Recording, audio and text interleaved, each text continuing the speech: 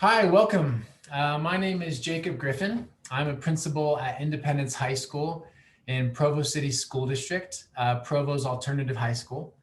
I'm also the past president of the Utah Alternative Education Association. And we are happy today to introduce our keynote speaker. It's funny because last year this was all lined up for our 2020 conference, but it literally was days before the conference started where everything just shut down. There were the media with the governor, and he said no meetings over 100 people. And so it all kind of got shut down pretty quickly. So we're really grateful for Keira Shae and her willingness to postpone a year and be with us virtually now to be able to share with us some of her experiences that she's been through. Here's a little bio about Keira. Keira Shae is an American author raised in Utah by an uneducated, meth-addicted prostitute mother. She grew up in poverty and experienced abuse. As the eldest, she spent her childhood and teen years raising her siblings. She was 15 when she was taken into custody by the state. After that first foster family, her life was changed forever. Keira graduated cum laude from Utah Valley University in 2013 as outstanding student of her college. She won a Reagan Endowed Scholarship and is now pursuing a graduate degree at Utah State University. Currently, she is the after-school program coordinator at Provo High School, as well as a public speaker working on projects related to mental illness, abuse, women's education, and fundraising for children. How the Light Gets In is her first book. Keira, I'll turn the time over to you. Thank you. I just had it muted so that I didn't take over. Everyone hearing me all right? Okay, good. Thanks for keeping your video on so I can see your faces. So yeah, like he said, I agreed to do this last year when things were a little less stressful. We've been through a rough one, but I think more than ever, this topic is important. They decided to name the conference Find the Light. And after a year like we've had, I do think that we could use some light. And I apologize that last year you received the copies of the book and everything, and there's light in the title, but it's a very dark book. And I realize that, and maybe not everyone's that's not their thing. I've only met one person so far who I said, yeah, it's kind of a dark story. And she looked at me, I love dark stories. I was like, woman, okay, well, I got a book for you. So when I wrote this, I started out by saying, I've asked myself from time to time why I do what I do, and I've felt lost. I've wondered if I'm going to have what I need, especially if I'm doing what I'm good at and what I love. And I wanted to talk about how often I felt like doing what I love has required me to go beyond my limits and stretch myself far past what I thought my capabilities, could handle. And I've been exhausted and exasperated. And I've also been upset that I could never truly be repaid for the amount of effort that I've put into certain projects that I've been too in love with to let go of. And then reading this this whole speech that I wrote after the year we've had. I mean, I'm sure none of you know what I'm talking about, first of all, but then after the year we've all had, I'm sure all your empires and all your time, this isn't hilarious at all to have to endure. I 100% realize that the kind of people that I'm speaking to right now, I've witnessed it for myself working at Provo High this past year, are completely at their wits' end, both professionally and personally. And I'm about to tell a story about a girl who was definitely raised by a village and everything. And that teachers went above and beyond their call to help me. But I fear that this message now, when everyone is so very so very strapped and burdened, that they're going to get this idea that they have to go out there and save all the cures of the world single-handedly. And throughout this talk, I just really want to be clear that that is not what I'm trying to do with my speech, and that what you're doing in your careers is enough and just fine. And if you can offer a little bit of a hand, there were plenty of people who did that for me and played a part in it. You don't have to run in and be Superman, you know? So first of all, I'm not really a charismatic speaker. I'm a shy writer. I am not super comfortable talking about myself for 45 minutes like I'm about to do. So you're going to have to bear with me and the awkwardness. But yeah, I also realized that some of the grease in the gears is not going to be there, because I know that this book paints a brutal childhood. I myself fell into depression and heartache every time I had to write down a memory and, you know, kind of voice my perspective. It truly was emotional vomiting for like 5.5 years. And I realized that that's the equivalent of what you're reading. And I don't expect that, especially in these times, that you're just going to devour the book whole and love it, and definitely not need any prescription medication afterward to cheer you up. But in general, I am asked to speak about my book, and I think that they specifically chose me for this conference because my book talks about Utah schools, Utah communities that helped me, and I think they really care about you, and they do want you to find the light, but I think they want to directly show you the light by having me come in. And I'm really honored to do this, to just be allowed to talk for 45 minutes about, you know, exactly where that light was for me, and that it was right here. And I'm looking into faces of people who did this and who are doing this in the community. So if you don't want to read my book, totally fine. But there is one thing I would request. In the back of my book, there is a letter that I wanted to get out to all the taxpayers who were part of that village that raised me. It's called Dear American Taxpayers. I wrote this before my book was published, years and years before. I was just kind of haunted by memories. I was trying to find anything to be grateful for.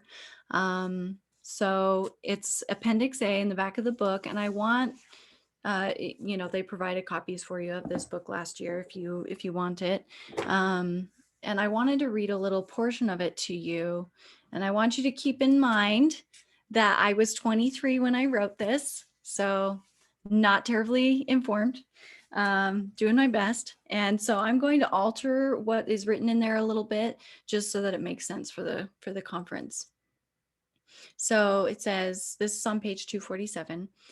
My name is Keira. I'm now 32 years old. I am the daughter of an uneducated, meth-addicted prostitute who was a single mother to 6 children. Since 1987, you have supported me as you paid your taxes. You are the sole reason I'm alive today. I'm writing to thank you for it, and I hope this message gets to you. From the time my mother found out she was pregnant with me to the time I graduated high school, the taxes you have paid in my bread and butter, my warmth and shelter, and my health and happiness. I was born in a clean, safe hospital, staffed with competent doctors.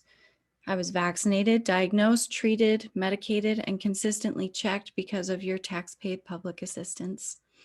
I received better dental care than my husband, whose parents never spent a welfare dime, and I was overall a very healthy child. I was educated by the public school system, staffed with many caring people. I learned to read, and I devoured books. I was successful in my schoolwork simply because I could read well. And even though we ourselves were poor, I could rely on public transportation, and there was a library in every city. So my grandmother and I would ride the bus to the library every Saturday, and I could choose from an extensive selection of books. And I was empowered by those ideas that I consumed, and I was exposed to the idea of higher education like college and trade school because of the characters in the books, as well as the librarians who I befriended. I also had school counselors and teachers who guided me along the way, encouraging college and lifetime learning, so that by the time I graduated high school, I knew that that was my goal, and I knew that this would better my life. So obviously, the way I grew up, I was hurting and suffering in the extreme, compared to most. And I promise you that I understand that no amount of loving teaching replaces a mother, and that is not your role. And I don't want this message to be one where I say, hey, you need to go out and do so much more than you're already doing.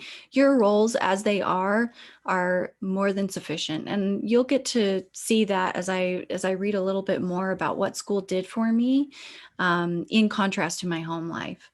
So you, as teachers in this state, as well as taxpayers and as volunteers in your community, you saved me from a cycle of poverty. And it wasn't just a poverty of like food or money, but it was also a poverty of care and respect, of ideas, of personal empowerment, and of hope. It was the kind of thing where I was bored to tears in the summertime. I would read shampoo bottle labels because I didn't have any books at home. So I just sat there. I walked to the library alone as a child. The television was my babysitter, and I did act up and act out, and I slipped up, and I needed attention and love and discipline, to be honest. When you are pretty severely neglected, you just don't have any structure at all. And so, unlike my disadvantaged and mentally ill mother, I did hear a message of hope from educators that I wasn't used to at home. And so I don't know. I know that I'm not needing to tell you already to you what you deal with. I know that you already see this. We may be dealing with minors, but this stuff isn't minor and it isn't trivial. This is really big stuff, and we see it every day. And obviously it's big. If I'm still talking about it 15, 20 years later after it happened, you know that you're on the front lines. And I know that you see some sullen faces and they ignored their homework last night. I know that you know that they did it because they were huddling in front of the gas stove like I did because the electricity was turned off, but we still had the gas. Or they're the students that are constantly asking to borrow a pen or a piece of paper or just don't have anything, or their backpacks are held together with duct tape like mine was, or the jaws of their shoes are flapping open in the middle of February on the playground or in the halls. You know them because their parents don't show up to parent-teacher conferences, which requires, instead of a 50-50, you have to give 110%. It was teachers who listened to my complaints or noticed those shoes or called child welfare services. This was back before they had social workers mandated in public schools, and I'm really grateful that they do that now. But I mean, you guys kind of had to be the catch-all, unfortunately. And so there are so many people along the way, and I wanted to illustrate through example that you don't have to be everything, but you can be a little something, so that you understand that you already are the light for what you're doing. And that also these were examples of people who couldn't do much, but gave something. One example, she wasn't my teacher. She was my younger brother and sister's teacher. Her name was Robin Summer at Sunset View Elementary in Provo, Utah. She made the connection with the, let's be totally honest, kind of difficult mother that I had.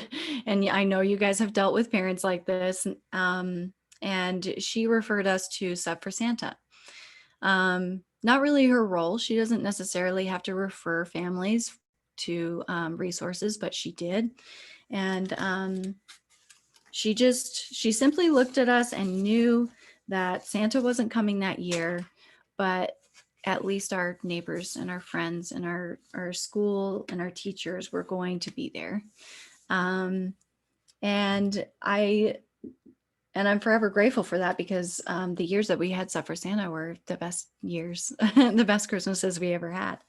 And if you want that little section, and I promise it's not too hard to read, where I show about my school life in contrast to my home life, is on page 52 to 54. And I'm going to read it here. My memories of school and home lives were utterly separated from one another, and to a certain degree unlinkable, because they were so different in my mind. Life at school was dreamy and perfect, and my life at home was troubled and fearful. They were two worlds, and they were two lives that rarely intersected. I felt safer in the walls of my school than I did in my own house. Now, that's just an environment created out of expectation and structure. That's not something any one of us has to do all by ourselves. So that's one thing that you provide for children without necessarily having to do much more than what you're doing in your role. Because home was so much more than just a lack of books or watching bad TV. It was also microwave popcorn for dinner or watermelon. I had lunch ladies. I'm telling you, everybody, like not just teachers, everybody. I had a lunch lady that would give me a little extra bit of fries. I had a janitor that after school, as he was emptying all the garbage cans, would just sit there and listen to me and shoot the breeze with me. I had school nurses that were checking in because they noticed, like, oh, sometimes she passes out or feels faint. Why is that? Are you getting enough food? And they would sneak me snacks because they're allowed to do that in case someone runs with low blood sugar or something. Um, I think they knew sometimes that mom wasn't coming back after like running errands for 17 hours straight, or just not coming home that night. In the earlier years, it was like really raucous parties, but in the later years, it was just her complete neglect and refusal to show up in our lives. And of course, there were men, and there were bruises on everybody, my mother, me, anybody. There were alcoholic rages. And of course, my book addresses like sexual abuse, which some people are uncomfortable with. My book also addresses how people exchange food stamps for cash for drugs, and how that happened and how it happened to us. And so a lot of times we think there are all these resources. Why are children still going hungry? And that's one. There were days on end where my mother would be high and in mania, or the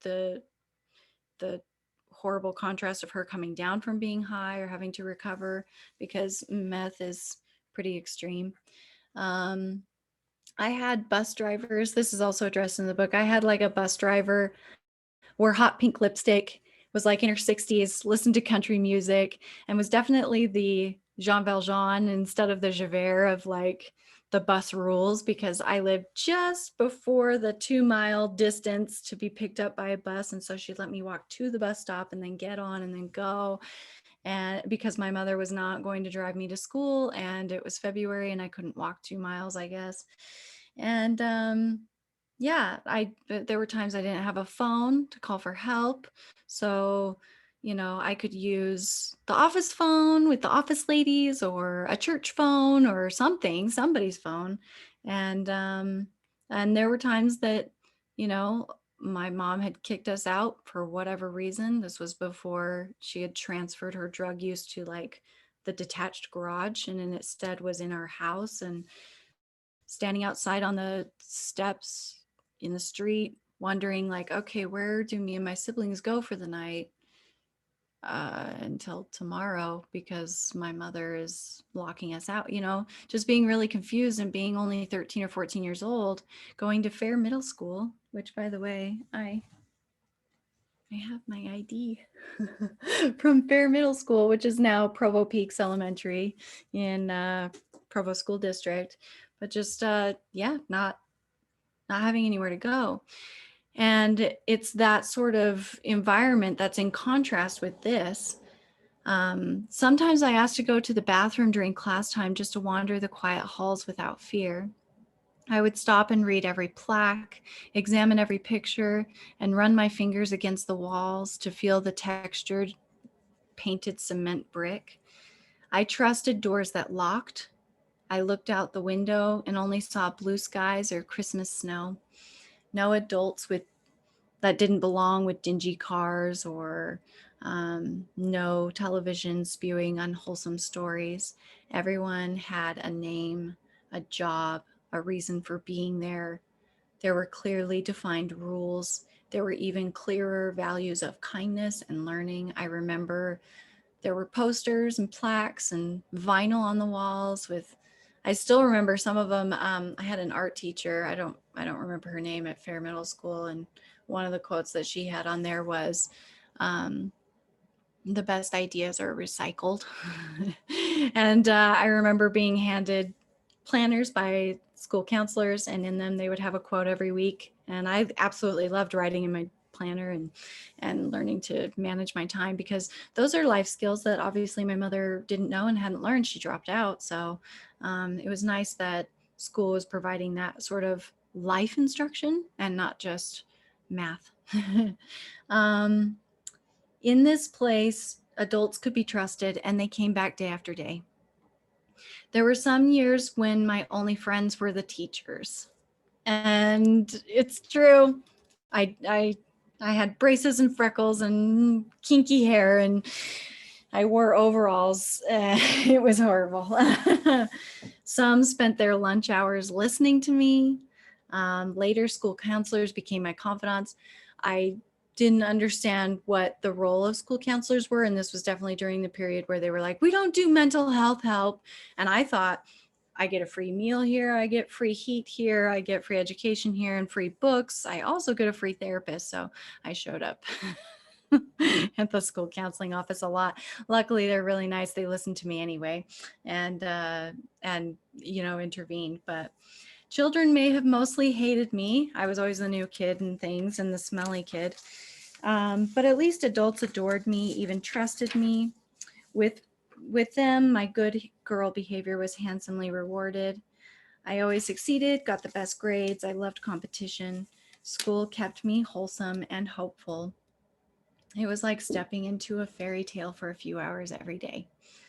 It made me realize that the problems that I associated with my life at home were not permanent and they weren't intractable. I aspired to be a teacher, and my teachers encouraged it. They shared with me kind of like a hallowed profession, how they had done it, that they had gone to college. And I knew that my mother had not been to college. And it didn't occur to me at that time that that should keep me from going. So I had a little dream born, and I knew that I wanted to go to college like my teachers had. I wanted to be smart. I wanted to be helpful. I wanted to share a heart of gold like they did. And those happy memories and examples of character were my light. As I made the decision to attend college like they had, I realized I wanted to be more than where I came from. I wanted to have more so that I could give more, because obviously teachers don't do it for the fame and the riches. So I learned not just facts, but to think for myself, to think outside of my family's structure. And this is very common with families in poverty. There was an authoritarian dynamic, and so you don't think, you obey. Thinking is just not an option, and trial and error is too costly. So school motivated me to ask questions, to come up with solutions, and motivated me outside of learning to become the character that I saw in my little village helpers. Before I go on to talk about school counseling and foster care, I was wondering if there were any questions about the early years, the elementary years, or the childhood that I needed to address before we moved on, and to also prompt everyone here to write down any questions in case I go on too long and you forget. Do we have anything before I continue? I don't see any raised hands. So, okay. All right. I saw my home life and my mother and her endless parade of men in comparison to my teachers, and my family was disintegrating. But I really felt like my life had begun to transform with this new information. And then I started in middle school going to the free therapist, the school counselor. And her name was Kathy Lee.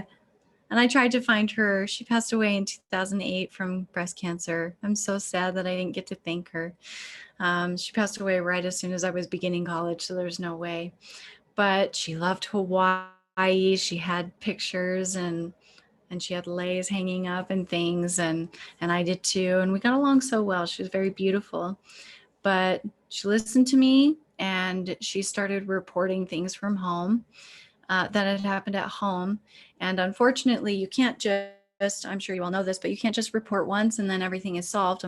They need reports for a long time before they get involved, and definitely before they remove children from their parents. So I was starting to run away by the time I was a freshman at Provo High School, and then later Timpview High School. And I'm just going to read off of page 249 in the book. When I was taken into foster care at 15 years old, I lived in safe foster homes owned by volunteer foster parents. Your taxes reimbursed for my housing, food, and clothing there, as well as medical and mental health services that I needed while living there. My foster parents were good, kind people, and I changed their name in the book because they're also very private people. They taught me how to work hard, and with the help of a licensed professional, I was able to work through some of the issues at least, that landed me in foster care. I was seen by a caseworker a few times a month, so I had someone to report to in case anything was awry.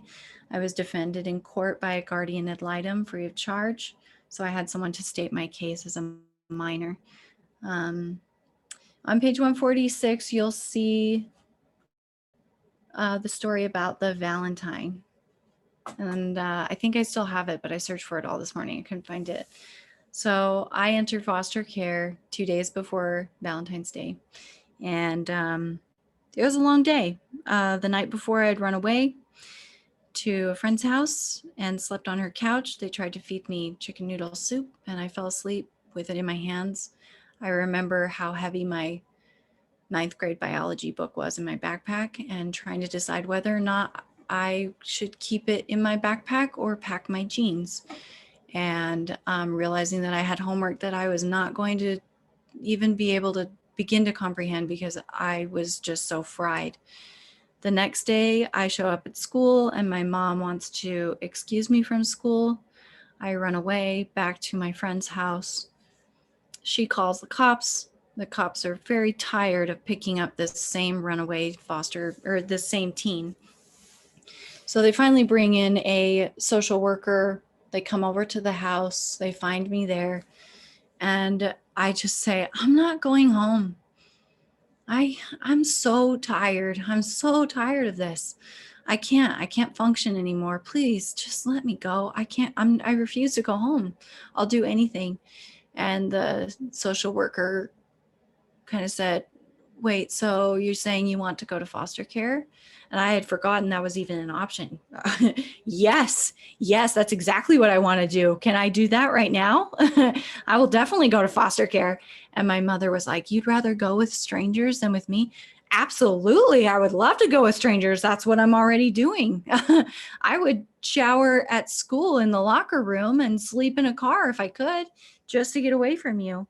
And they relented and they said, okay, we'll try and find you a foster home. And of course, no one wants a runaway teen. That looks bad. That looks challenging. And I show up at my foster mother's door and she walks me in, and she's been making homemade Valentines with her very tiny children. It's a miracle she took me in at all. She was just going to do it for a night, and had bad sleep. It was a horrible week for sure. But I remember reaching for a pen in my 9th grade English class on Valentine's Day and seeing a tiny little homemade Valentine that said, "We love you," on the front from my foster family. And on the inside, they said, "We're so glad you came into our lives and get to be a part of our family for a time. And just know that we love you." And I was really touched, but also jaded 14-year-old here, really defensive. How could you love someone you just met? And now that I'm a mother, I 100% understand how you can, love someone you just met. Any parent, anybody who loves a puppy or a new kitten they found knows you definitely can love something you just met. And I didn't trust it, but I loved it. And I've kept it all these years. My foster parents had been to college. They encouraged that for me. They encouraged hard work. And I, at that point, had realized that rich people complained about being able to pay for college. How in the world was I supposed to do it? And so they had to help me understand how to apply for scholarships and grants and things. And I certainly suffered from imposter syndrome and still do. So, but I did end up going to a state funded university. I attended by the grace of scholarships and grants for sure. And in my letter to the taxpayers that you see in the book, I thank you for the gift of higher education as well. Without your support, I would have not even known about college in the first place, and I wouldn't have dreamed of earning a degree. But I did. I was in the math lab every day. I stayed late. I went in early. I asked questions, and I told myself, I'm sure I'm not going to pass my first semester of college. I'm not one of those.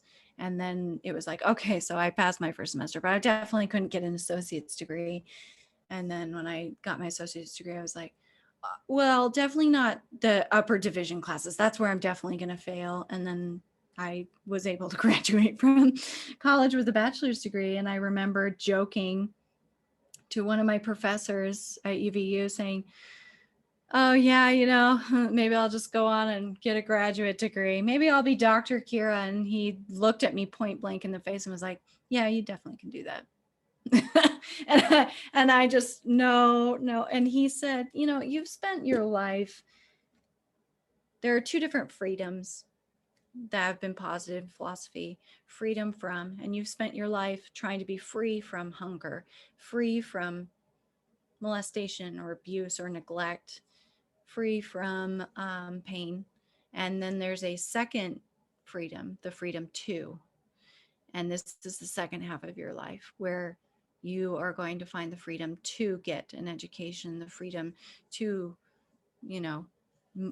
not only get money, but use it as you wish, the freedom to explore, the freedom to learn, the freedom to travel, the freedom to be a mother. And so now, of course, exercising my freedom too, I'm right back where I started. I'm back to being a bulldog. I'm at Provo High, and I love it. I love the students, and I have the freedom to also get my graduate degree and become a school counselor and do what Kathy Lee did. I mean, I would really love to live in Hawaii, believe me, but I do think that I'm supposed to come here, be in Utah, and give back what I got. So in addition to paying your taxes, you also were in PTA. You probably dropped some spare change in the Salvation Army bucket at Christmas time with Santa ringing the bell. You probably donated old clothes. You may have volunteered for the Sub for Santa program or the Angel Tree. You might have dropped a can or two in the food bank. And we all know that you didn't get a thank you for it. And we all know what kind of budget you're working on when you did that. So it means more. I know actually that you did it never thinking that you would get a thank you and not expecting one, because that is what good people do. That is what citizens of this state and this country do.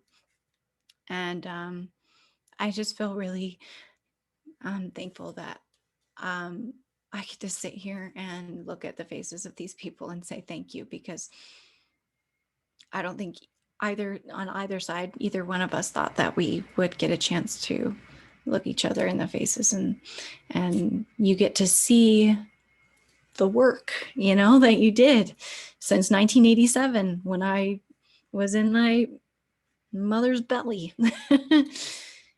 I don't take welfare now. None of my sons do. I get to be a contributing member of society. I didn't turn into a drug addict. And I know that even my siblings didn't fare as well as me.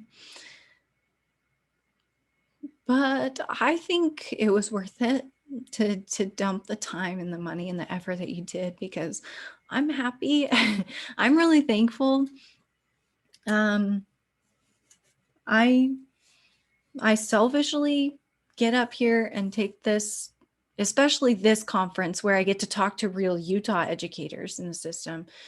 Um, I take this conference because I really do get to sit in this room and tell you about Kathy Lee and Robin Summer and Principal Dowdle and Mr. Keanu, and I could, the list goes on, Miss Wimpy or Marianne Miller in the library at Provo High. I could go on and on and on about all these people that are real and that were part of that village, and say thank you to your faces. And from the bottom of my heart, without this assistance, and it's not just taxes, it's also everything that you've done in this community, I would not have even lived today. I would have died at birth, or without a vaccination, or I would have frozen in winter. There's the Utah heat program where if you can't pay your electricity or gas bill, yeah, so there's that little box that you can check to donate to it, and I was part of that program. When I experienced sexual abuse from the men that my mother had brought into my life, there was the Children's Justice Center. I don't know if you've heard of that. That's in Provo, where they help interview victims of abuse without re-traumatizing them about their experience, like they were getting from detectives and police officers. The police officers were there for me. They came in and they intervened with domestic abuse or cases. There were paramedics who saw my mom come in several times when she had attempted suicide in front of her children, and they were looking at me and my siblings going, okay, these kids can't be here. But then who are they? They're little 20, now I know as a 32-year-old, they're little 23-year-old kids that just have an MATC degree, having to see the worst of the world, and they're pumping my mother's stomach and wondering what's going to happen to these 5 children at home. BACA, Bikers Against Child Abuse, there were several teachers who were part of that, or their spouses were, either with Mountain Land Head Start or with the Provo School District, Alpine School District, Nebo School District. They were involved in BACA, Bikers Against Child Abuse, and they came and did their, I wish I could remember what it's called, but they come to your door, they pound down the door, and they scare off abusers, and they let you ride on their motorcycle. I don't know. I was just a little kid. But I don't know. I could have died malnourished. I could have lived in a filthier neighborhood, but I lived off of government subsidized housing. And it was both programs where I lived in government housing, which was the best housing that I ever lived in, by the way. It was very well kept and taken care of. And then also the subsidized housing where you have your rent check delivered to the landlord, and we were able to, live in completely normal housing in normal neighborhoods. I don't know. I could have just been another illiterate girl, but I'm not. I'm not any of those things. And I'm not anything that my mother also had to be, because she lived in maybe a little less of an organized village. I am a free, college educated, perfectly healthy American woman. And my sons are growing up far better than I ever could have dreamed or imagined. And my book, it's titled How the Light Gets In. It's after Leonard Cohen's lyrics. And it goes, ring your bells that still can ring, and forget your perfect offering. There is a crack in everything, and that's how the light gets in. And I'm definitely flawed, and I'm deeply cracked, and I'm not healed. I'm not saved. I really wish that there was a Miss Honey that would adopt me, from my mother. I wish there was an Oliver Warbucks and I was Annie the orphan. There wasn't. and you don't have to be. And I need you to really understand this. This speech that I'm giving is not so that you go out as much as you probably want to and just adopt all the orphans in the world and, you know, heal their hair lips and cuddle them close. It would be amazing. And I'm really still sad to this day that nobody ever did adopt me and that nobody ever did quite save me. But I do have to say that the village was enough, and I'm proof that it's enough, that they gave a hand wherever they could. They made the reports, and there had to be like, I don't know, 7 before I was taken from my house. And nobody did. I had to go back to my family after foster care. My siblings didn't fare as well as I did. There's still trouble. There were still flaws, but I don't know. I'm going to just be grateful that I'm here now. I probably am lacking a lot of vitamins in those early years where I ate popcorn for dinner, but I think it worked. And I think it does work. And I think we're okay. And I know right now, especially hearing this message is hard because you're probably completely strapped and stressed and pulled to the max. But what you are doing right now and the consistency that you're giving right now when everything is so difficult and up in the air is honestly enough. It really is. And I'm thankful for it. And I'm proof that it works. And one of my favorite David Foster Wallace quotes, he's one of the many people that I was exposed to when I got to read. Oh, let me find it. One second. I got to read Victor Hugo. You have no idea. It's been lovely. What a lovely life. David Foster Wallace said, one of the freedoms that we have the freedom, embrace the most precious and least talked about freedom. It's the ability to consciously give the attention, awareness, and discipline to truly care about people and sacrifice for them over and over in myriad, petty, unsexy ways every day. And that is unfortunately what you're doing. It is, you are serving in the least sizzling, the least exciting ways. They're tiny. But in being educated and in educating me, you taught me that that is the most important freedom of all. For kids like me, I just want you to know that I am honored that I got to receive those little tiny, very unsexy amounts of service that paved every single footstep that I had along the way. And one of my favorite quotes, Victor Hugo wrote Les Mis, and I am so glad that I can read, so I can read Victor Hugo.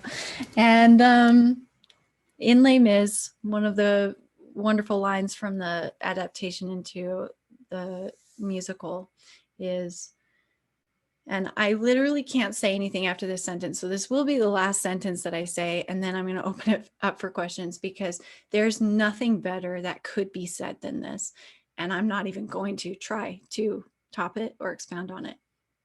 Victor Hugo said, "To love another person is to see the face of God."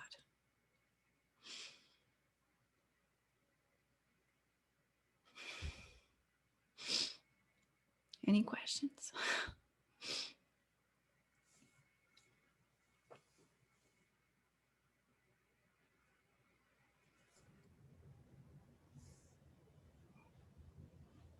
Keira, I have a question.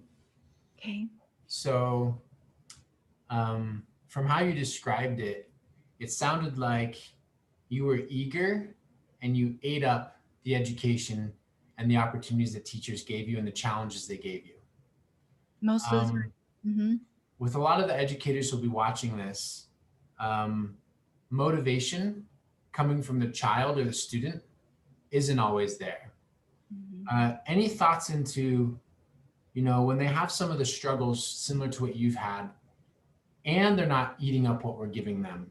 Mm-hmm. Any advice there for these educators and all of us to try to get in and try to, help them maybe have that desire you had. Oh, yeah, I have gotten this before, especially from people who work at Independence or work with students who are working on packets in order to graduate. And I love this question so much because the emotion that they're showing reveals so much about them. So I've been asked about angry students. I have been all kinds of students. I've been an angry student. And I personally love and value the anger of the teenagers I'm working with. That comes from a place of energy, and that's good. That's motivating. What's worse, I think, on the scale is when you have the indifference. And I'm sure you know about those students and work with them a lot. So I'm going to talk about the anger first and then the indifference. The anger is a good one. You want them there. Their anger can be directed at their parents and their frustration with their parents. And so then we can channel that anger to help them understand that if they um, get their diploma or their GED at least, that it will help fuel them to get out of their house. You can get a job, you can leave, and there are different reasons. Maybe they want to be famous or something and they just want to get out of this town. Okay, well, for you to get out of this town, you need to graduate from it. You need a GED. I fully support you. You want to go out there, you want to get a job somewhere else. You do need even the most basic degree. And this is true even just, there are a lot of students nowadays that I encounter that love the idea of being like a YouTube star. I don't need a degree to be a YouTube star or a TikTok star or something. And the thing is that if you get that, you have a firm foundation, a real solid place to begin, so that you can at least work at the convenience store and buy the mic and then buy the selfie light and then the podcast equipment, So it's not about telling them, oh, your dream to be a YouTube star is completely stupid and this isn't going to work. Just use that anger and fuel it and say, okay, so, you want to do this, you got to get the equipment. So just graduate enough to get the job, to get out of this town, to get out of your parents' house, to get out of this school. Show them. You can even use it as a way to show them you're not chicken. Show them you're going to finish it. Prove them wrong. They say that you're not going to do it. You can do it. Now, the indifference is a mask for the anger, where they don't have any hope anymore. It's not that they don't want it. And I see some students like this at Provo High, they're 12, 17 credits behind. They know they're going to be a super senior if they're even allowed that. And the indifference, they just don't see any way out. And in positive psychology, they study the depression and then also the opposite of it, like resilience.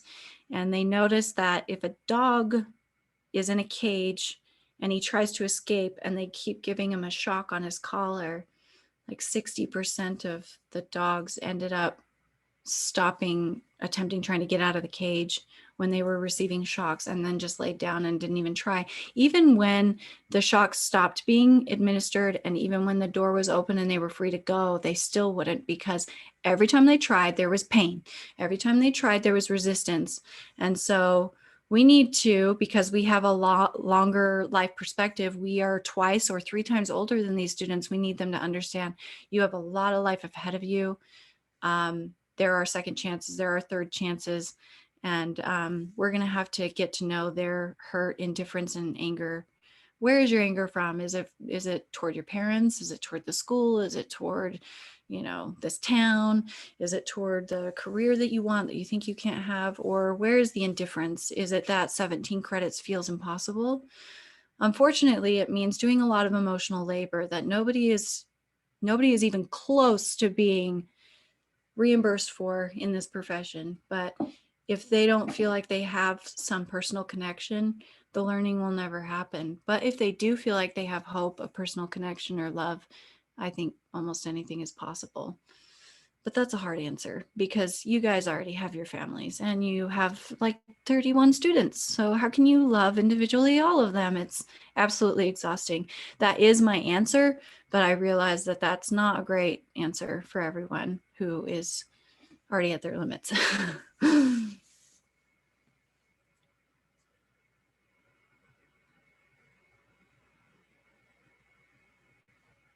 I saw someone else talking, but they had their mic on mute. So, hey, there you are. Did you unmute? Sure, I am here. Good. Any ideas on getting kids to attend? Oh, attend. Oh, that's a good one. Can you tell me a little more about the kids? Because I was there for the free food. I think we've got plenty of free food here, Mhm. but we just have a lot of kids that don't attend very much, and I just don't know how to help them if I can't ever see them. No, I agree. Yeah. Like, it's very inappropriate for you to visit their house. So, like, this is the only avenue you have. Um, I I think that a personal connection is also the thing here, but it's not just you. It's a personal connection to the school, feeling pride at being a bulldog or an Orem tiger or whatever it is. It's also having friends. That was a huge motivator for me, was that I had friends at school. And so if there's any bullying or social ostracization or isolation, that's not going to help. So if you can be their one friend and then their one free meal, they probably will show up. It's a little hard. I did attend school not in a Zoom era. The internet was dial up, it was nothing, and not everyone had it.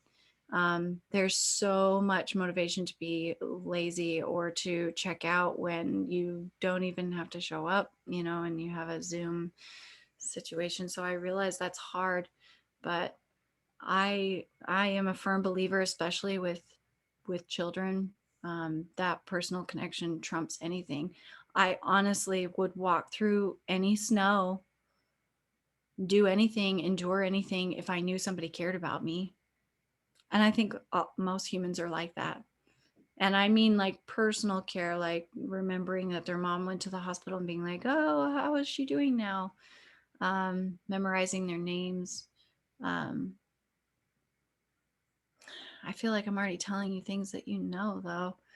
It's the free meal, it's the warm building, it's the friend, and it's an adult who takes a personal interest in you that will always trump it. And the research backs that up. Psychology has discovered that you can have a horrible home life, but if you have one adult, any adult, and this doesn't even have to be in your educational career, this could also be personally.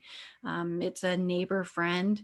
You're retired now and you teach some 11-year-old piano at your house sometimes, or maybe at your church organizations, you're a leader there. It's just one personal connection with one adult who's just not going to give up on you. Like, honestly, that's what it comes down to. Whether it's in romantic or familial or personal relationships, we just want the one friend who, no matter how many times we are just messing up and we are just falling flat, they're like, hey, once again, today it's Tuesday. How are you? Do you still got that homework? That's what I'm having to do at Twilight. It's in the Twilight program with the after school program at Provo High. It's every day. Hey, yep, you're 13 credits behind. Yep, you're going to be a super senior. Do you want me to hold your hand again through biology? Let's do it. And most of the time they really are smart and they'll pick it up and they'll get it, but they really do want someone sitting next to them. I mean, almost holding their hand. I'm literally sitting next to them the whole time and cracking jokes and getting snacks, They just want warmth. They really do.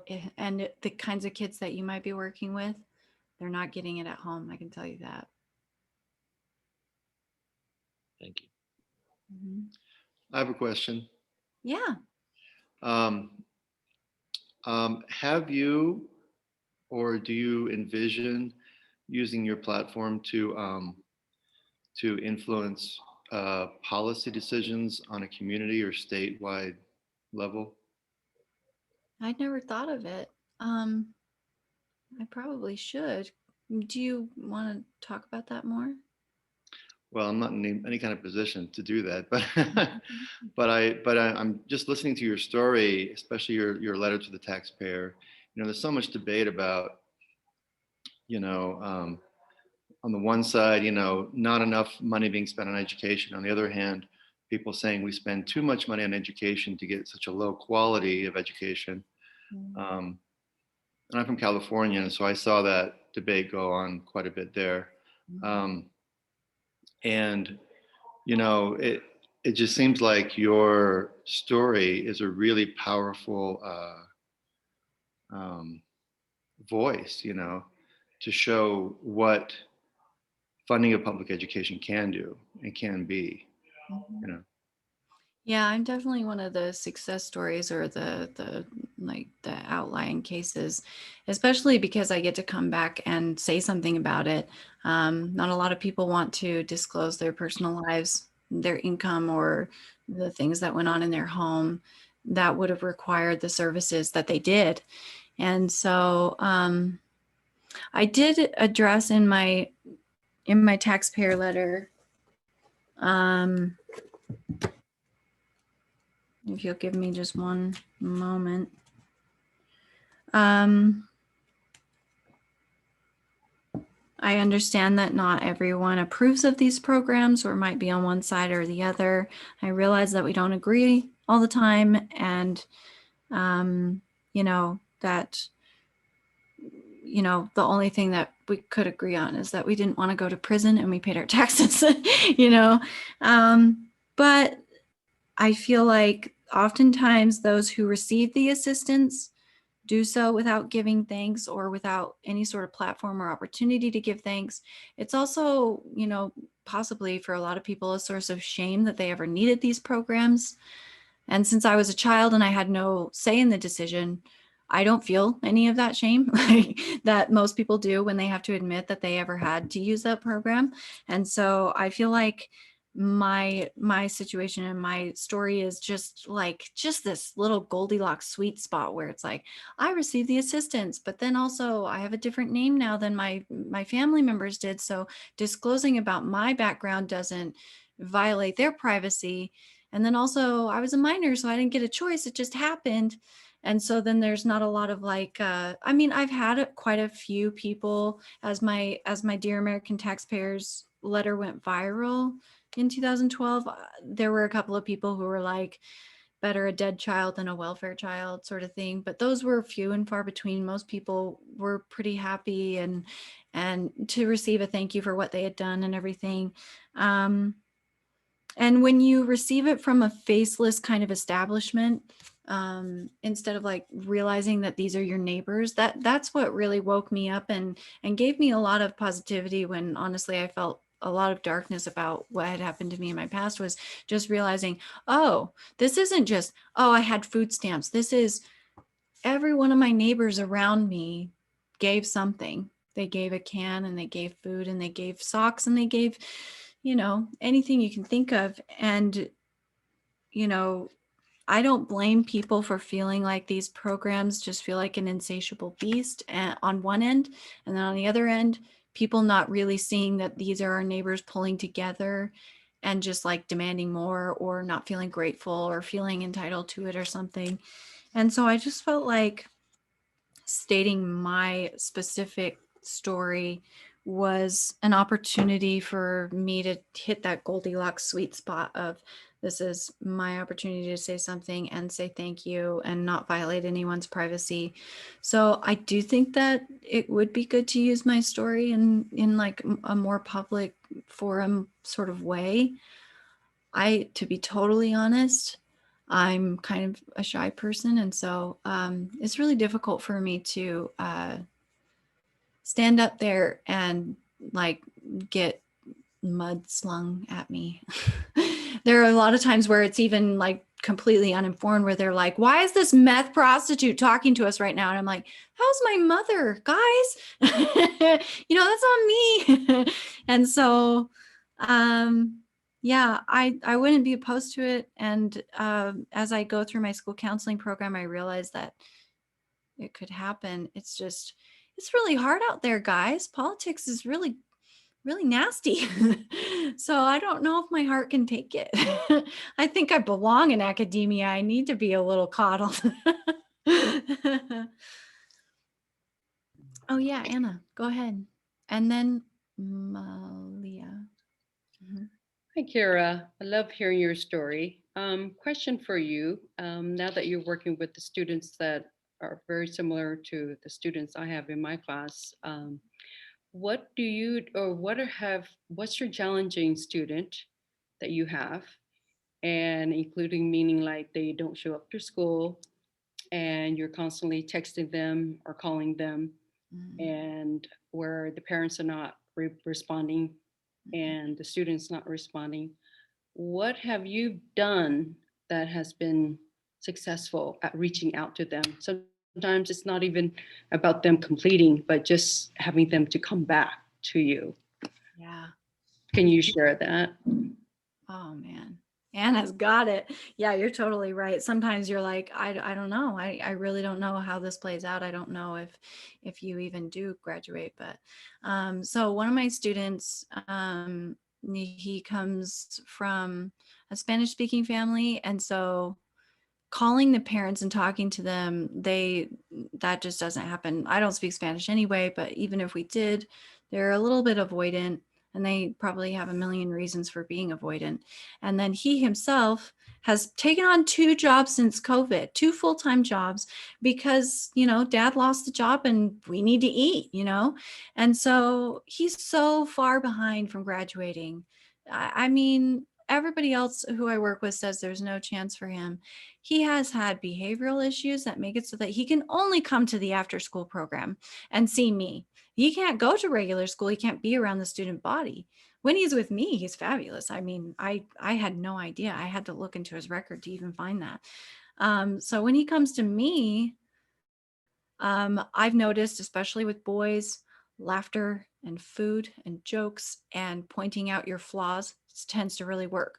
Also, it's a super small thing, but especially with boys or with people who are non-confrontational, or maybe someone who is neuroatypical, maybe on the spectrum, not facing them directly and being confrontational with them by making eye contact is really crucial.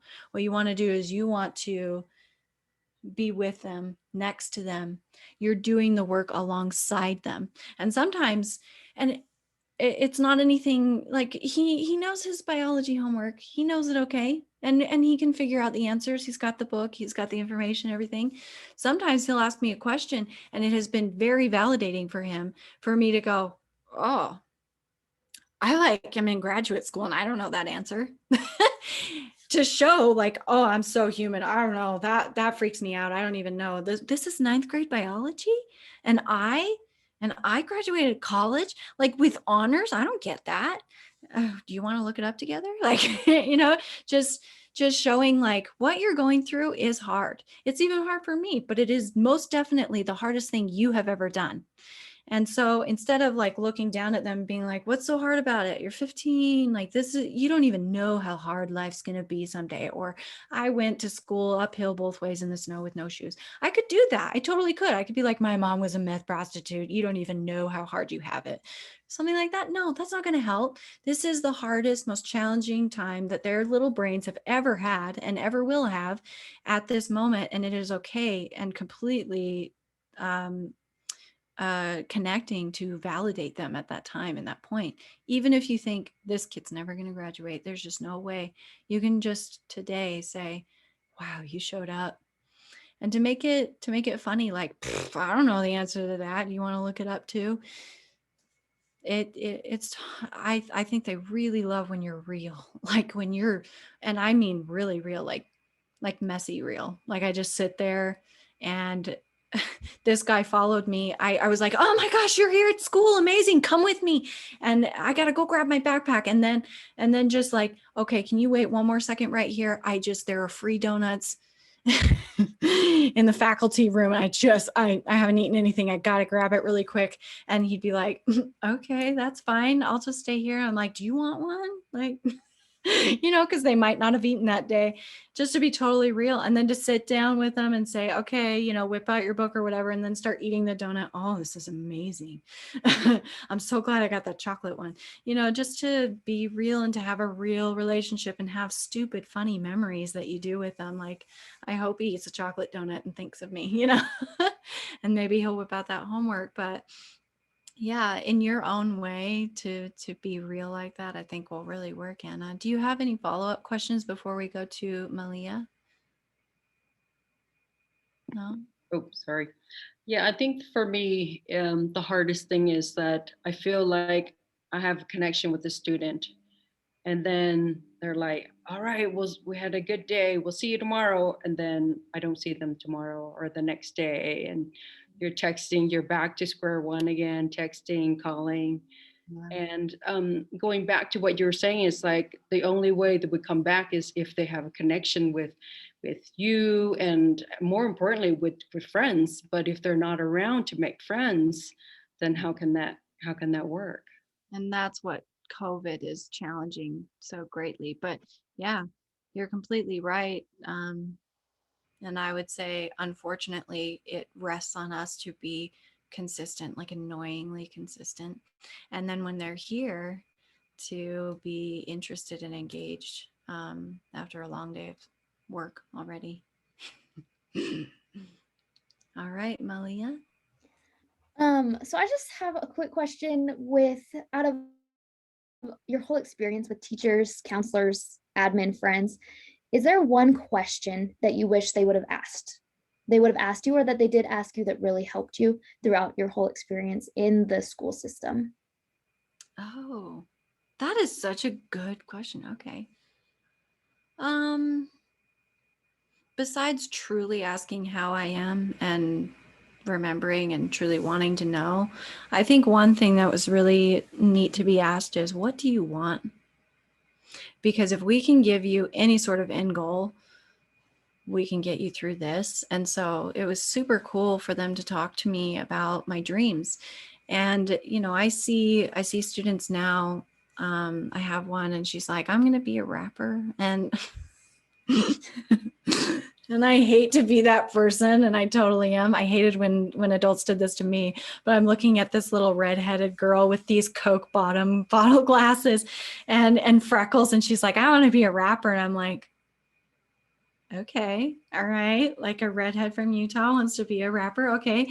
But I have no idea if she's going to make it there.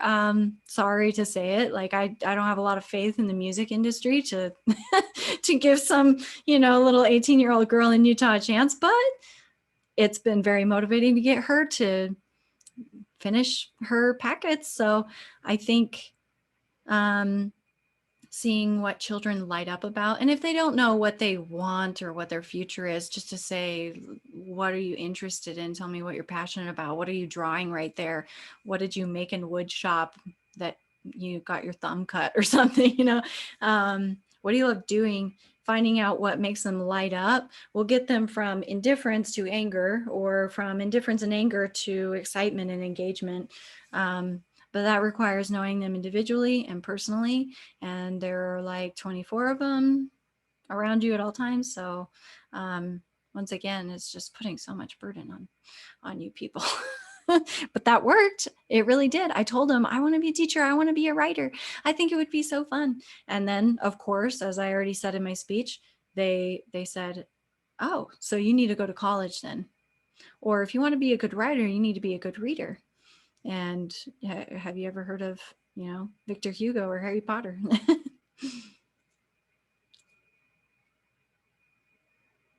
How are we doing on time, Jacob? Do we have any time for any more questions? Does anybody have anything? Oh, Jed does. Sharon does. Go ahead, Jed. Ladies first. Aww. Oh, that was very nice. Carol, mine's not even a question. I'm just so impressed that you are able to have this discussion and acknowledge the tough work our teachers do without being emotional. I'm just so emotional listening to your story.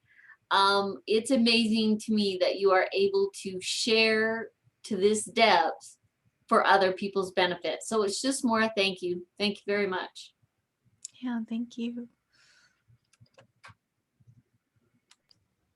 Okay, my turn. Yeah. So with the teachers that you connected with, was there any subjects that you couldn't connect with the teacher? Did the subject matter, or was the teacher the important thing? The reason why I'm asking is I teach computer science. And for like the first week when students start with me, they don't care. They think it's just programming, looking at a screen, typing away.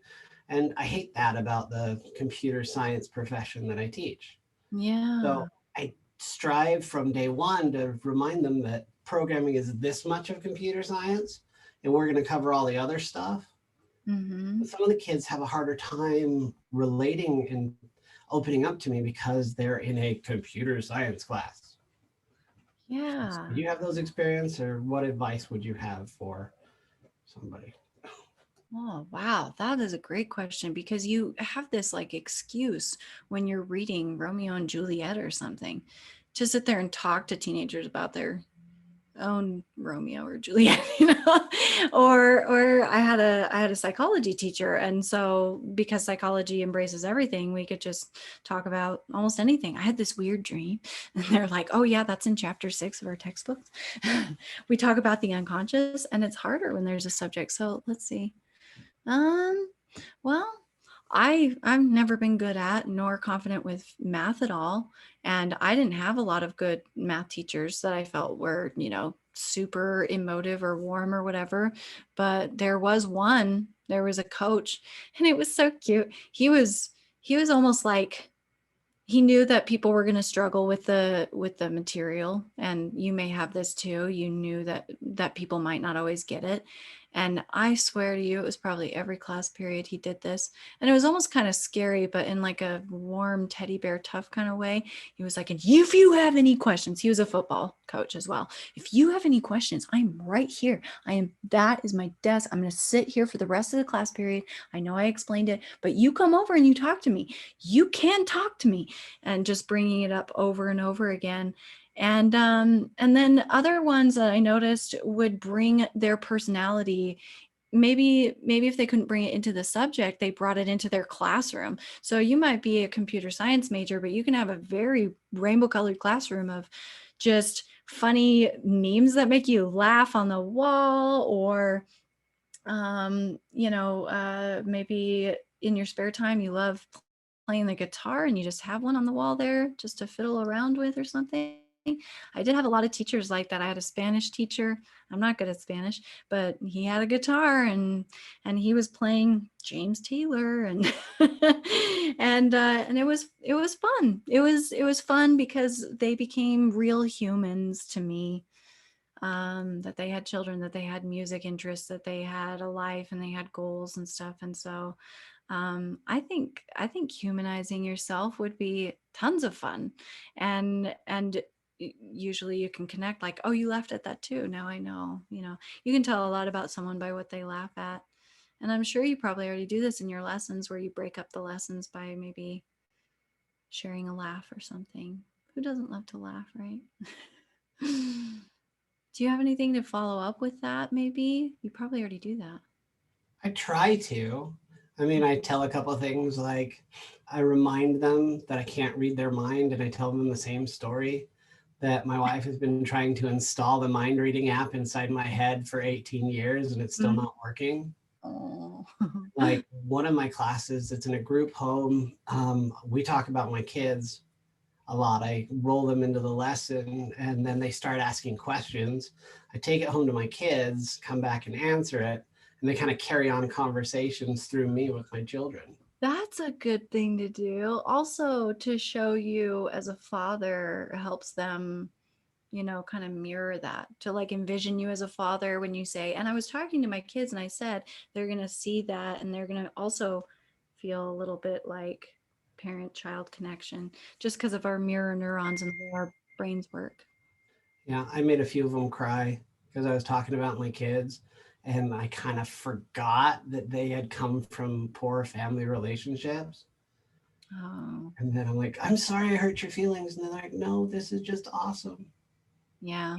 And you guys in your personal lives with what you do with your families does also help with that. The thing for me was realizing that whatever my home life was not real life for everybody, and seeing like, oh, people go to college, oh, people have families and they love their kids and they go home and they're happy to them, you know, and like people stay married and they don't divorce and yell at each other and stuff. And so, where not everybody goes to jail or something, you know. It was just really to see you as a whole person, and to see reality, get that reality check of what you experience is not everybody's experience, was really good. And especially with your disadvantaged kids, I think that as much as you think it might hurt them, it's also helping them understand that what they're going through does not have to be their whole life. Thank you. Part of me wants to like bug you to say, come talk to all my classes. Oh, I do it all the time. Happy to. We tell these people things, and you know, sometimes having another perspective really helps. Yeah, I do it at Independence High a lot because they also have had those same experiences a lot of the time. So yeah, feel free to. I don't know what school district you're in. I'm at Provo School District, but Oh my. oh, okay, yeah, look me up. My first name too. With Jacob and Grant and all them. Yeah. Yeah. If anybody has any community, educational, or personal areas that this story would help, I'm happy to do so. I like it. I think teenagers are amazing. They're my favorite age group, and I love their rage and their angst. It's so much fun. Mm-hmm. I couldn't teach elementary ever. Oh no. Yeah, it is a little bit like herding and rodeo.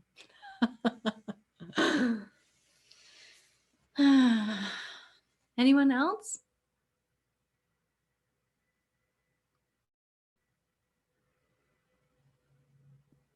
Oh yeah, Anna again. Yes, I am just, I come from a large family, so I'm curious about your siblings. How have they turned out? I mean, were they lucky enough to have been touched by teachers and just people who've just gave you a little bit enough that you wanted more and you wanted to be better and do greater things? Mm-hmm. I have so much to say on this. Jacob, are we okay on time? Yeah, we'll upload the videos because we want, and as people are watching, obviously, since it's at their own time, they can cut off when they need to. So this is great. Yeah, I love it. Oh, good. It's almost better than having the conference. We could split it to part 1 and part 2. Yeah, right. It's going to be a whole saga, like a trilogy. I get asked this a lot, and obviously I have to keep a little bit of privacy for them because they were minors when this all occurred, and they didn't necessarily give their permission to have a lot of information about them out there. I changed their names in the book, and so I feel like I've done a lot of work to maintain their privacy as they deserve. But they did not fare as well as me, and there are several factors to that have nothing to do with the failing of the education system. In fact, most of the interventions that I remember were for my siblings, like the BACA teachers. My siblings went to what is that called? It's the preschool, Mountainland Head Start. They were in that, and one of the teachers there and her husband was part of BACA, so they intervened at a young age. Which, if you're 6 and your first memory is that your mom is trying to swallow pills and slit her wrist, like, you can imagine how amazing it is to have a preschool teacher who's helping you with that, or a second grade teacher who's getting you stuff for Santa. So a lot of those stories involve the teachers that intervene in my siblings' lives, because I think one of the reasons that I turned out better, or at least more in this culture seemingly successful, is that, my mom was doing these behaviors when I was older, and my siblings were experiencing these behaviors when they were much younger. And that's way more impactful on their childhood development. So, my mother had 2 sets of twins, which, when you think about how there's two sets of twins and then me, the single one, and they're 2 years apart, you think, well, meth kind of makes sense, like I mean, I don't mean to like encourage anyone to do any illegal behavior, but like just the laundry and the diapers alone would make you think that an amphetamine might be a good idea. So she had two sets of twins. The older set were 4 years younger than me, and they all four of my siblings did graduate from high school. Some of them needed a lot of help to get there. The older set, the boy in the book, he did not learn how to read until he was taken from his home and given to his father at 13 years old. And the reason that he got away with it for so long is because I was a mom by 10 years old, and I thought that getting homework done was more important than learning. And so I got frustrated having to help my brother with his homework after I'd done mine. And so I started doing it for him and putting it in his backpack, and he would turn it in at school. I'm not proud that I did that, but I was 10, and that's how I learned to do things like, oh, you know what? You don't know this. I'll just do it. It'll be faster. And so, and because he was a twin, they wanted to keep the twins in the same grade. And so he was always in remedial classes, but was able to go to the next grade and the next grade until he was 13. And they realized, oh, your reading levels are horrible. We need to help you. So he ended up graduating from high school. He can read. It's not his favorite thing. He is now a prison guard, which is a very hard life, but it is technical training after high school. And he did graduate, and he did get, technical training in that area. He is married, and he has 2 sons. I'm so sorry. I'm being called and I don't understand why. And then my sister also graduated from high school. She is actually really brilliant, but she didn't go on to do any college.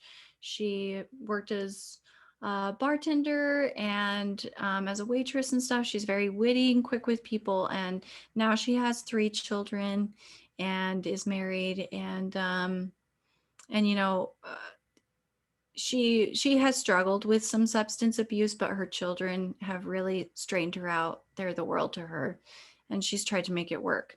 The younger set of siblings, the younger set of twins, the girl in that set, she did graduate high school, but we really had to drag her to the finish line. It was hard, not because she isn't a good reader, but because she was just unmotivated, and it's difficult. And she was the one who took the brunt of the abuse and neglect. Like, she was the one that received the most of it. So she hasn't fared well. She definitely has had to go into therapy. She's had to have medications to help her with her mental health struggles that were probably genetic as well as trauma induced. But she is also a mother, but more of a part-time mother because motherhood is difficult. And then my baby brother, the youngest one, I'm the closest with him. He graduated from high school, great writer, great reader, did well, and then went on to join the Navy to be a diver. And he now works as a Navy diver. And he's been doing that for several years. He first was trained in Connecticut, and now he's stationed in Hawaii. And he is my favorite sibling for that reason alone. I spent Christmas seeing him. I had already gotten COVID at Thanksgiving time, so I was able to travel just fine, and bless his little heart for being in Hawaii. So, and he is engaged. He has no children, but he turned out well. And they did not necessarily agree with me publishing my book, all of them. Which is why I had to change everyone's names for their privacy. It's been really, really hard for them. None of us are close with our mother. I tried for many years to be close, and you'll see at the end of the book that I had some closure with her and things, but in order to keep my son safe, I just couldn't see her very often. When you have about 15 years of meth use in you, your mind is just not very, very good. And I needed some good, strong boundaries with her. I love her. I know she did the best that she could. And I visited her while she was in prison and while she was in jail. And my son sent her cards, and we sent her pictures. And we want her to be healthy and to recover as much as one can with that much drug use. But all of them are on their own journey to forgiving and loving my mother. When you become a mother yourself, you start forgiving your parents of a lot of grievances. So as they've all embraced their parenthood, since 3 of the 4 have children, they've learned to be a little bit softer on their judgment. And I don't think that's a bad thing. I think that's a good, mature step to see your parents as humans. Do you have any more questions about how my siblings have fared? I mean, I'm so glad they're alive. Their suicide runs in our family so deep. I'm just really happy they're there. No? Okay. Any other questions?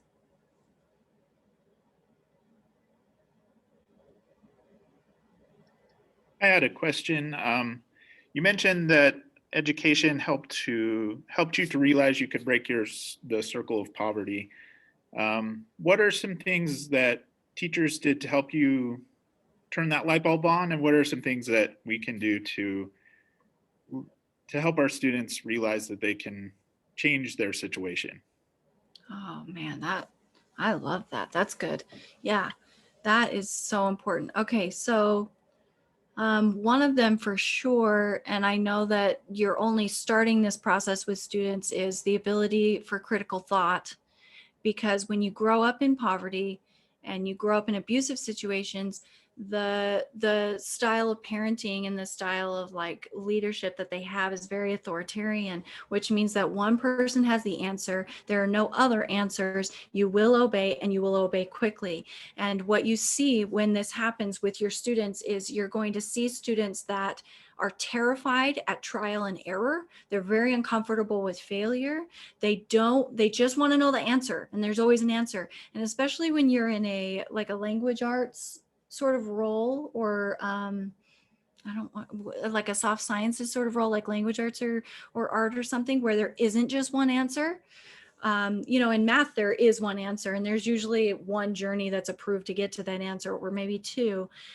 But when you're in like, you're studying Romeo and Juliet, and there's more than one interpretation to Shakespeare, and your opinion matters on the subject, you can start helping them understand, like, you can get your own answers. And this could extend to, maybe you go into for a doctor's appointment and helping them like understand that you can get a second opinion, or that the doctor doesn't know everything. And so you might go into the doctor for something that you're curious about, and he has to recommend you to a specialist. And it's because you as the teacher, you as the principal, you as the doctor do not have all the answers. No one does. And it's going to kind of break their minds a little bit, because that's very scary that one person doesn't know the answer. But then it's also going to help them understand, instead of knowing all the answers, know how to ask the questions, know where to get the answers, that sort of critical thought process.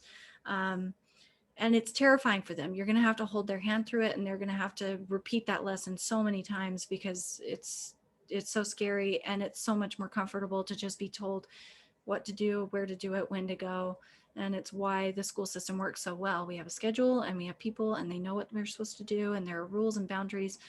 But we absolutely need them to go into the world understanding, I don't always know, we're gonna wing it. It'll make them better parents too, I think, because you do not know anything when you become a parent. So that's one principle. Another principle is what I talked about in my speech, where there is the freedom from and the freedom to. And especially if you're working with teenagers, to help them understand that they have a whole world of freedom too. And this might be very motivating for them to get out on their own and to graduate. You have a freedom to earn money, to spend it the way you want. You have a freedom to live in any state you want. You don't have to be in Utah. You have the freedom to choose a career. And you also have a freedom to hate it when you get there and try something else. I know that I knew somebody who loved history, got a history teaching degree, and then when they did their student teaching, they were like, oh, no, I hate teaching, no. And now works completely not in that field at all, but still loves World War II and paints tiny tanks. So it works for him, But that they have the freedom to even make mistakes, like get an entire history teaching degree and then find out that they don't want to do it. And now they work at Radio Shack, So I think that's another one to encourage them, is like, you don't just have freedom from your parents to rule your life, but freedom to move to Colorado if you want to, or Hawaii, like I desperately want to. So I think those are two different principles that would be helpful. And that's the thing, is that you're not just teaching a subject. That's what's so hard, is you're not reimbursed for the emotional work that you're doing, where you're trying to help them learn life. Like this is far beyond, the old man in the sea, and you're trying to get them to understand that they are capable of critical thought and allowed to, and that you would even encourage it, and that maybe this would be very helpful because their parents are super abusive. And you can't do anything more than say, hey, so someone with just an outside opinion would like to say that the way your parents are doing things and what they're saying to you is maybe not true, or is definitely not true. And there are other schools of thought on this. And that includes the fact that in poverty situations and in families with low income and no educational background, they will actively tell you that you're bad for getting a degree. I knew a lot of people who said that I was hoity-toity or better than them because I went on to go to college. And that I must be different and alien and not of that family. I should have, or that I might have been adopted and didn't have the same DNA, that I was into book learning and they weren't. And this seems really foreign to maybe a lot of you because you came from families where maybe your parents were educators or had a higher education. But there are a lot of lower class families that look down on what you are and look down on academia.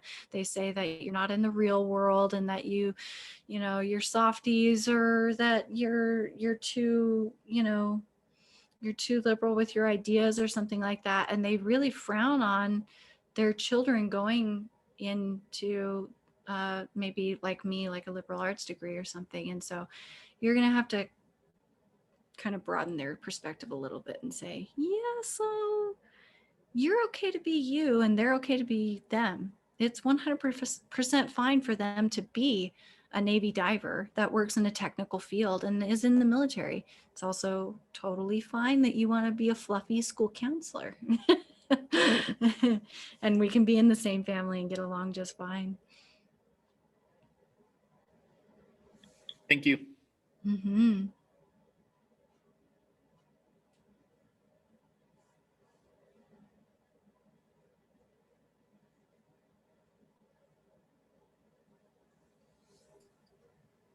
So Keira, maybe the last thing, since we are still recording, and we actually didn't get the books out last year. This year, they'll be mailed out to the people who sign up for the conference, because we did reimbursements last year. And anyway, so if someone didn't get the book, or if it doesn't get mailed to them and they want to ask you questions and they watch this later, what's the best way to get a hold of you to either ask a question they might have had, or to inquire about, just anything else they want to kind of discuss with you? Yeah, so in preparation for this conference, I made sure that my website was ready and that there's a contact form, and there's also a way to, get a hold of me if you want me for your own public speaking. But yeah, you can also feel free to email me either through my school district email, keira@provo.edu. If you're in the school district in some way and feel like you can contact me. But also on my website, I have a contact form as well as an email address. It just says Keira Shae author @gmail. If you need to contact me, but I realized my name is spelled weird. I had a mom that was into that. I apologize. So I hope that you can look on the screen and see that my name is Keira, which doesn't follow the rules of phonics. I know all my English teachers are rolling in their graves. And then Shae, SHAE, author @gmail, or just keira@provo.edu if you want to get me there. And then my website is keirashae.net. But I realize my name is so hard to spell. It's okay. Just Google me. Great. Well, I just want to personally thank you so much. And this was engaging and enriching and eye-opening. I think it reminds us all, especially when it's hard, why we do what we do. And so we appreciate your willingness to open up and to share with us educators and others, what you went through and the things that helped you get through and to be where you are today. So we're all very impressed. And if you haven't, I'm sure everyone who will receive your book is eager to read it, even though it is dark. It'll teach them a lot. And we will give you a virtual clap. Thanks so much for your efforts. And everyone that was in the session or anyone that watches it in the future, we hope that you enjoy it and that it brought you something that you can take with you to help these students be successful. Thanks, everyone. Signing off. Thank you.